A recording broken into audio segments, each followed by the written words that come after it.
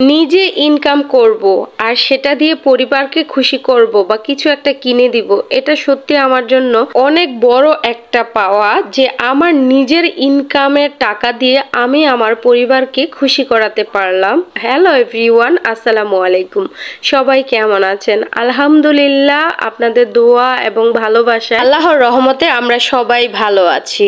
আমার নিজের ইনকামের টাকা দিয়ে আমার মা, আমার খালামণি, আমার শাশুড়ি এবং আমার মেয়ে সবার জন্য আমি কিছু না কিছু কিনছি, কিন্তু আমার হাব্বির জন্য আমি কিছুই একটা কিনতে পারিনি। অনেক দিন ধরে তাকে বলতেছিলাম চলো তোমাকে আমি শো কিনে দেই বা ক্যাচ কিনে দেই, তো উনি বলছে কিনবে, কিন্তু সময়ের অভাবে আমরা আসতে পারতাছিলাম না। তো আজকে ফাইনালি আমরা জুতা কেনার জন্য চলে আসলাম একটা শোরুমে।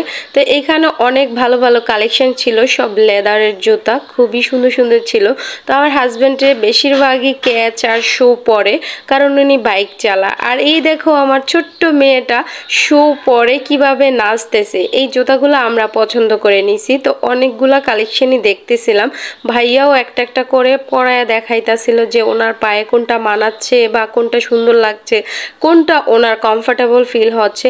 তো অনেক শো আমি এখানে দেখলাম, খুবই ভালো কোয়ালিটির ছিল। দোকানে অনেক সুন্দর সুন্দর কালেকশন ছিল জুতার, যেটা দড়ি সেটাই ভালো লাগতেছিল। খুবই ভালো কোয়ালিটির জুতাগুলা ছিল, লেদারের ছিল, তারপর ক্যাটের ছিল, অনেক ভালো ভালো মানে রিজনেবলের মধ্যে খুবই ভালো জুতা ছিল।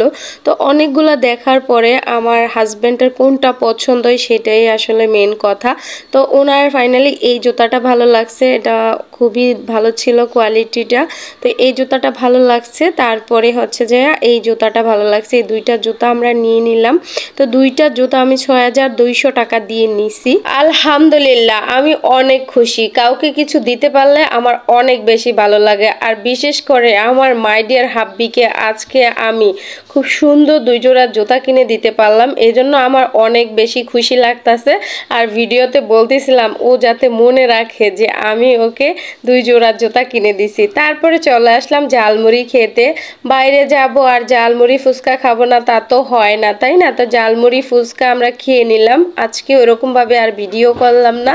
তারপরে এই যে রাস্তার মধ্যে প্রচুর জ্যাম, অটোর জ্যাম, কারণ এখন রাত 10টা বাজে।